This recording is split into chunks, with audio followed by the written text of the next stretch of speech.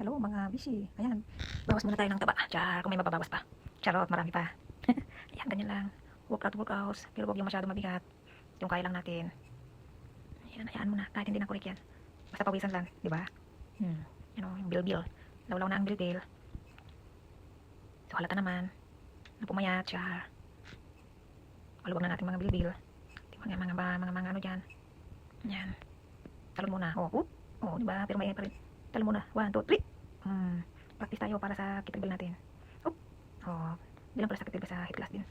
Mahirap kasi tumalon. Minsan natatakot ako pag ako sumimplang. Ayan. Magunggoy-unggoy muna tayo. Kailangan din to practice. Minum-minum lang tayo. Para marami tayong magawa sa 2 oras, diba? Dito rin tayo. Hindi ko alam kung ito ata yung pang sa dede. Ayan. Ayusin mo. Straight ang likod. Minsan kasi pag hindi ako marunong sa mga equipment, kung ano lang ginagawa ko basta gumalaw. Basta pawisan ba. Dito kasi sa club na to, walang pakialaman ng mga tao. Kahit nakikita ka mali yung ginagawa mo dyan, hindi ka nilang pakikialaman. Pabayaan ka lang nila. Do your own way. Basta importante, pawisan ka, diba? Doon naman sa kabila.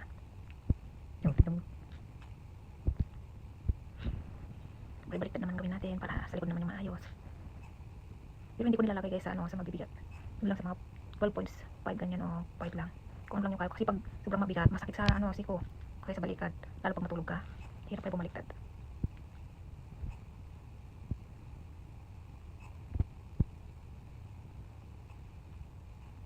Sa kabila naman.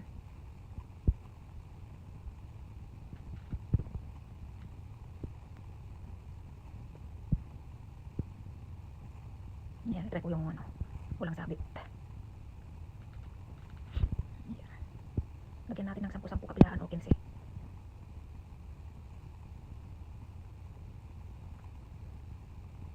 Yung mabigat na yan, sakit sa liig.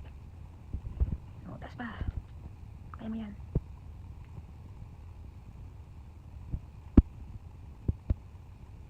Parang nabibigatan ka eh.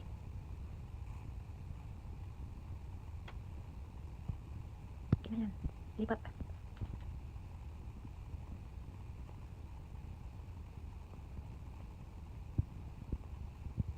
Ayan, dumating na aking partner. Ito na magkismisan yan. Kismis muna.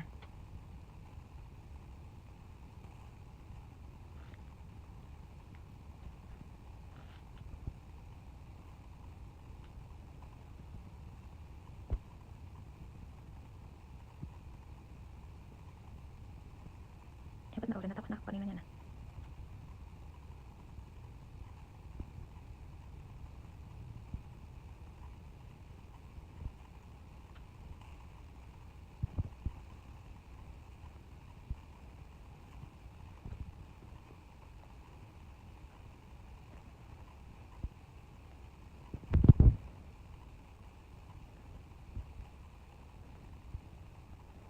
Ano na? Ito naman tayo.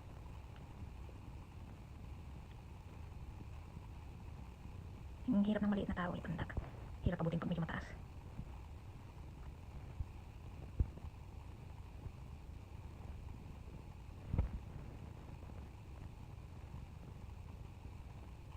Ang bagal, nakalimutan ko sa speed.